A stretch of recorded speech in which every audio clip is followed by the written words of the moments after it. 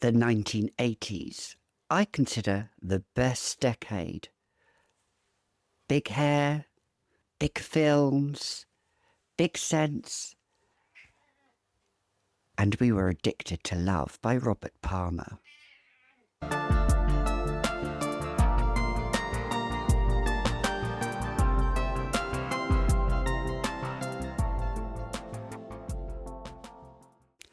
Hi, I'm Gabi, and welcome to another edition of the Fragrant Edition.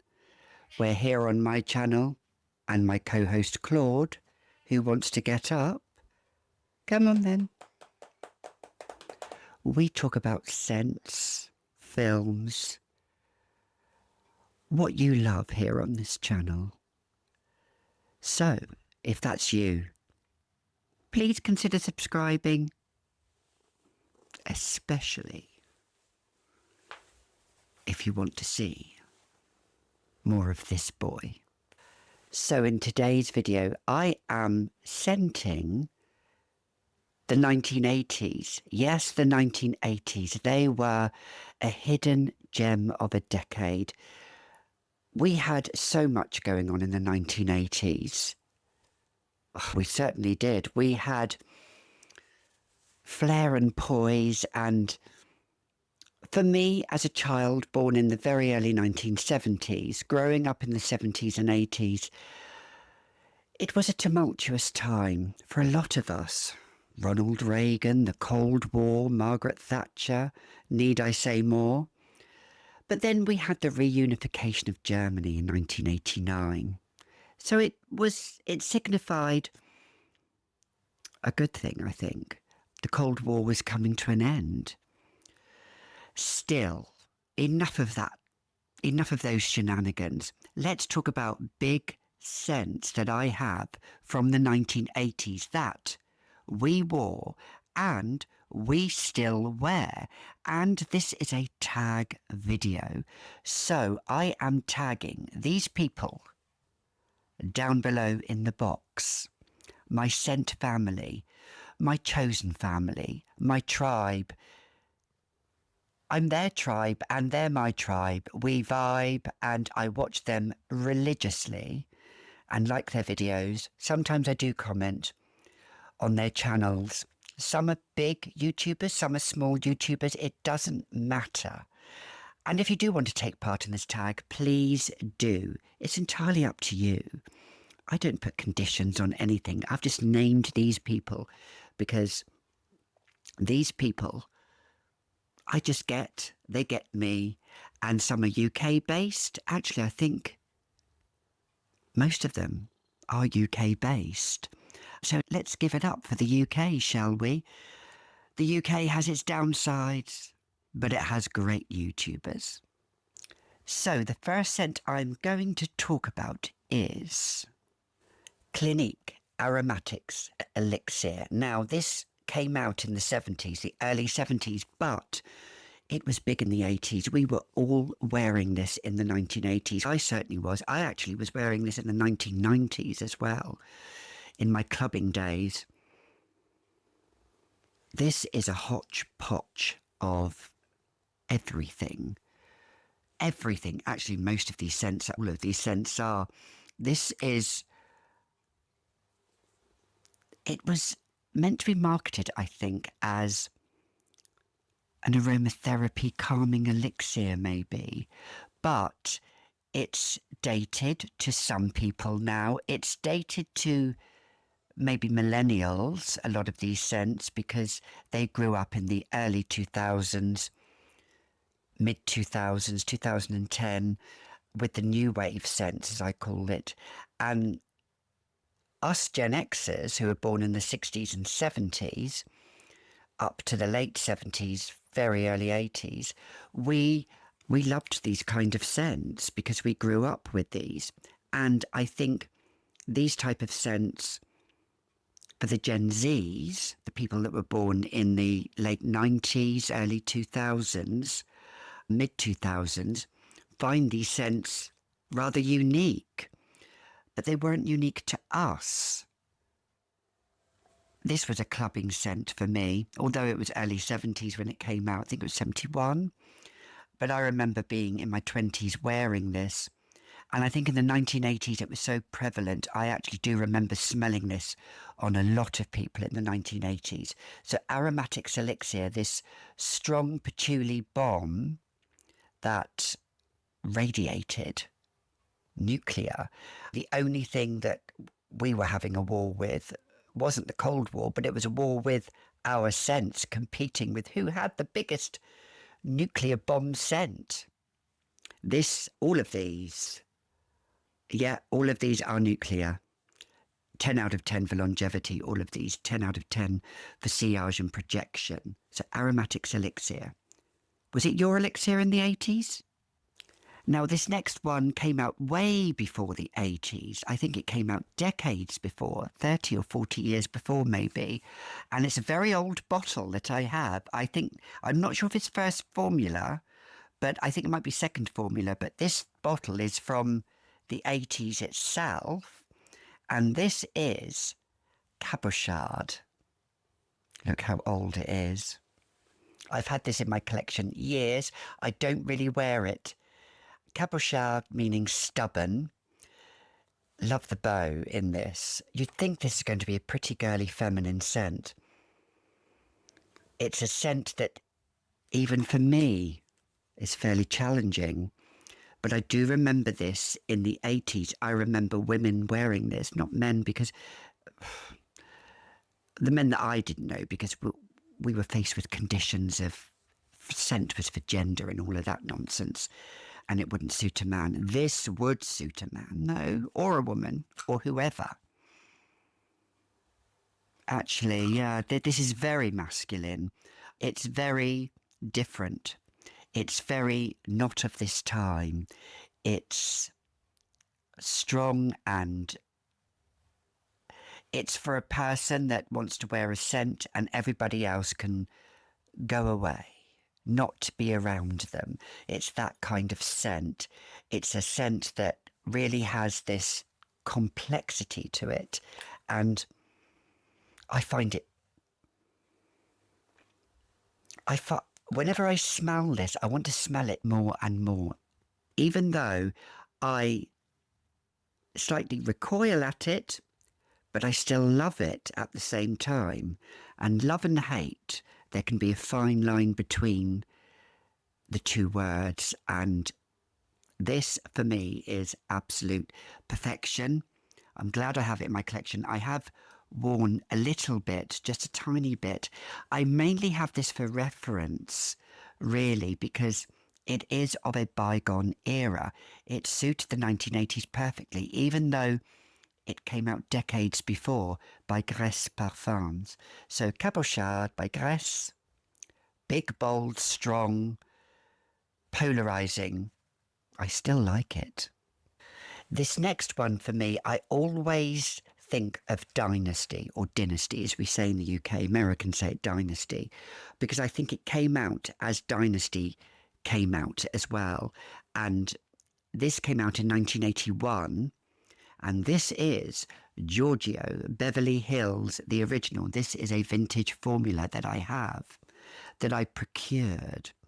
And the top, unfortunately, the sprayer has come away. So I sometimes...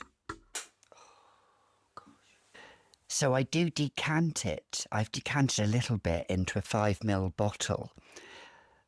This is a tuberose bomb, a white floral bomb. Everybody was wearing this in the 1980s. And I imagine Joan Collins wearing this. It's that type of glamorous.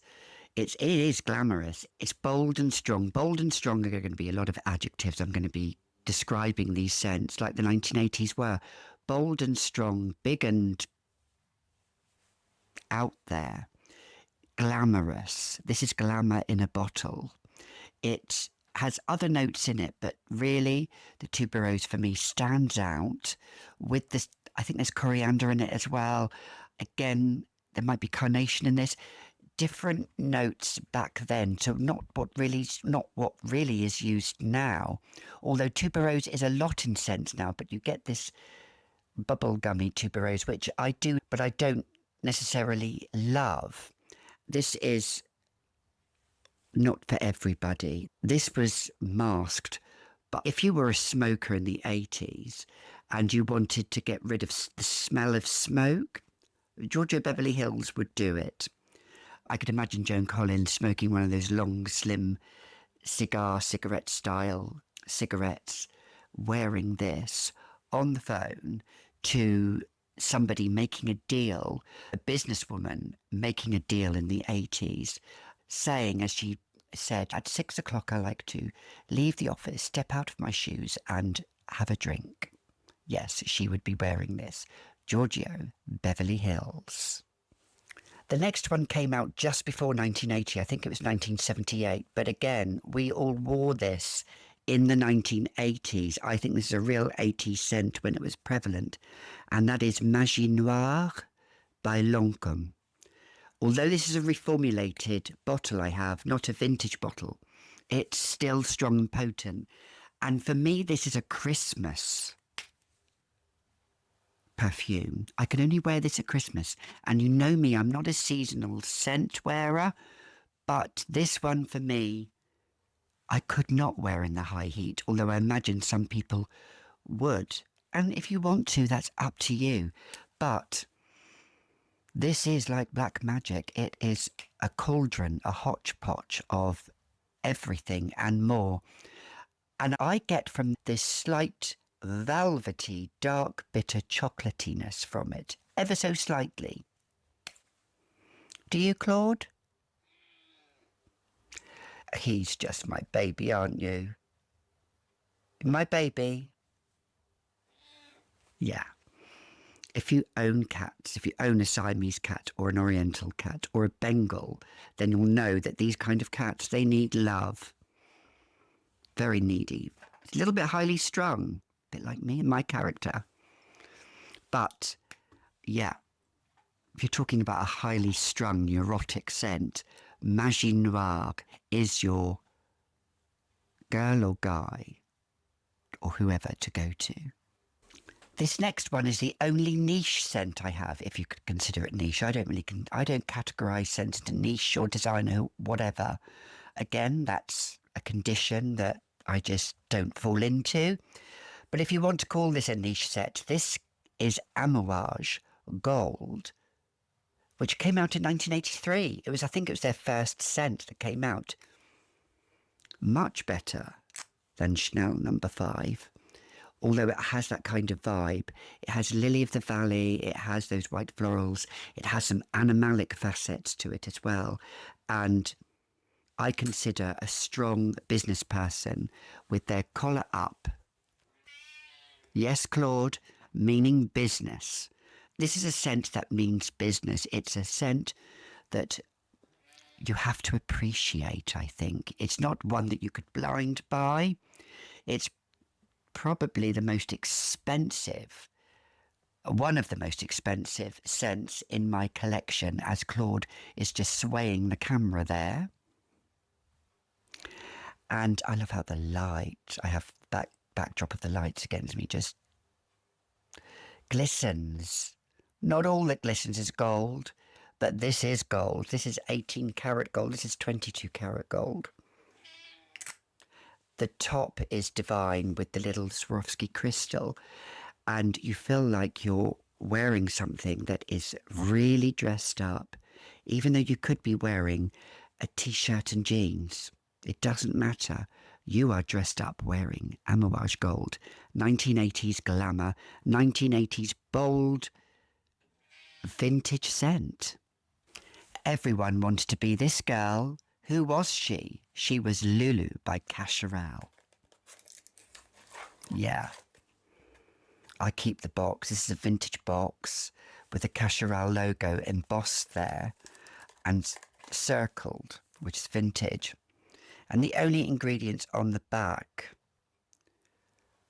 it just says alcohol, perfume. I can't really see anything. 80% volume. And it is Parfum Cacharel, Rue Royale, 14 Rue Royale, which is the original address. 16 Place Vendôme is when they've then relocated. So this is first formula. This again is tuberose. This is an homage to another scent I'm going to talk about. Very similar, but this to me is for the person who maybe has, for the woman or the guy or whoever has maybe seen better days. And I love that. And I don't care if they're living in their 40s, 50s, 60s, 70s and they've aged and they're just there and they have still this glamour about them. Not everybody loves Lulu.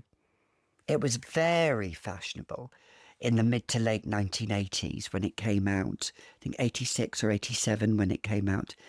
And this has this tuberose, the white florals, combined with some berries and, oh, it's just a magical elixir. Claude is just settling down on me. If you wanted to be that girl Lulu, then you were wearing this.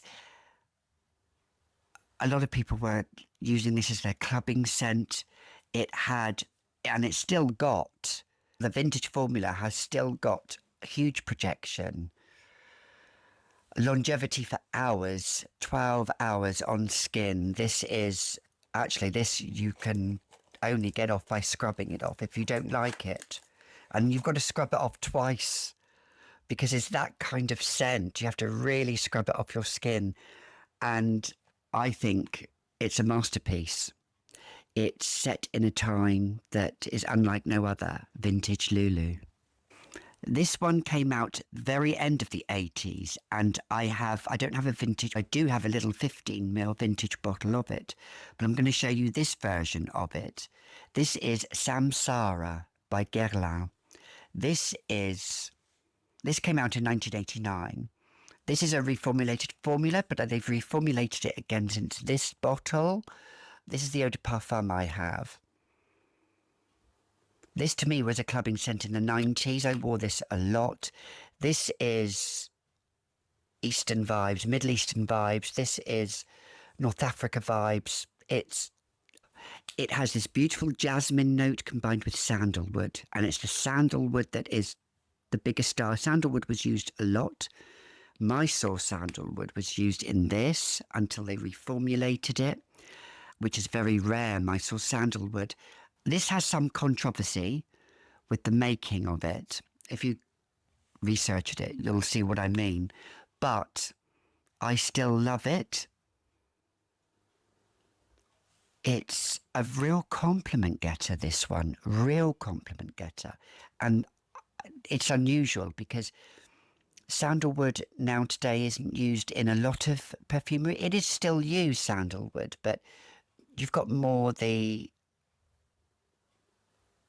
ambroxan, the vanilla. You have all of these other type of ingredients that are used today in modern perfumery.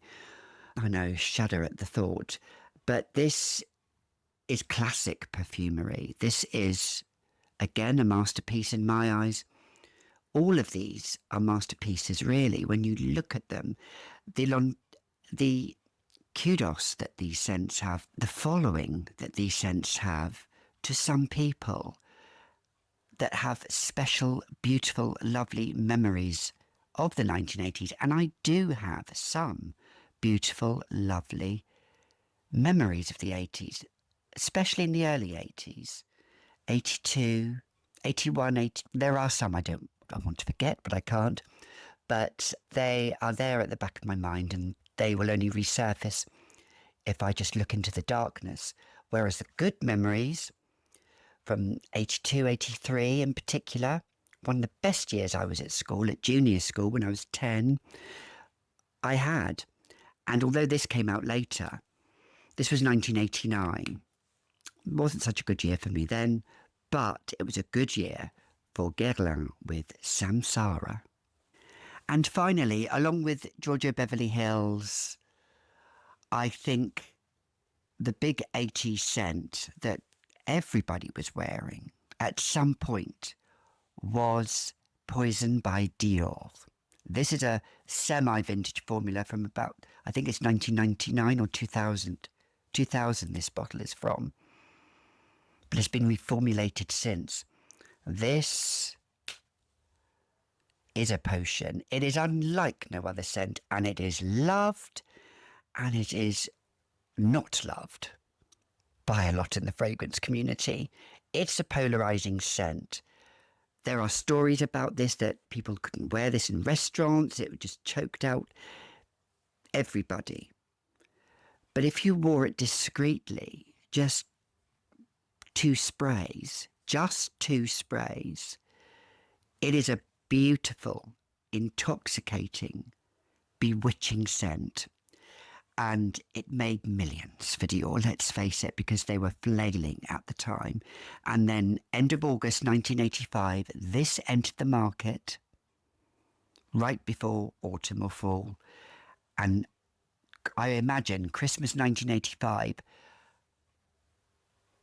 people were getting this by the boxload for Christmas, for presents, and subsequent years later, even into the 90s.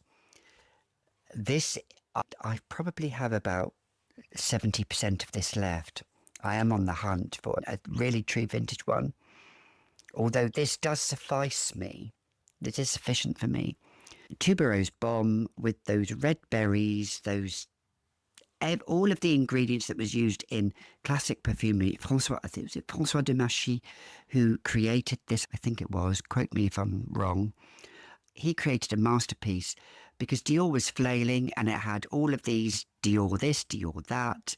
It was getting boring to some people. Poison, completely different name. Forbidden. The advertising was top-notch, completely top-notch. And I think Poison by Dior is such a big scent of the 1980s. It really did tell a story of the 1980s. It flooded the market, made lots of money. We still love it. I still love it. Do you still love it? Comment down below if you do. Comment down below if you don't like it. It's absolutely okay not to like scent because scent is subjective. Our opinions are just that, opinions. They're not facts. Some people do misconstrue that nowadays. So Poison by Dior, beautiful, intoxicating, one of the boldest, biggest scents of the 1980s. Do you agree? So if you've made it to the end of this video so far, well done. That was a ride, wasn't it? The 1980s. What were your favourite films of the 1980s? I remember as a kid seeing Raiders of the Lost Ark, E.T. I recently watched The War Games with Matthew Broderick and Ali Sheedy, and I didn't think I'd like it, but I absolutely loved it. The Breakfast Club, St. Elmo's Fire, all of those big blockbusters. And we wore those big blockbuster scents to match. So you've been watching another edition of the Fragrant Edition. If you love scent and you love film, then, as I say, consider subscribing. I'll see you in the next video. But until then, be bold, be you. Most importantly, be authentic and unique. Bye for now.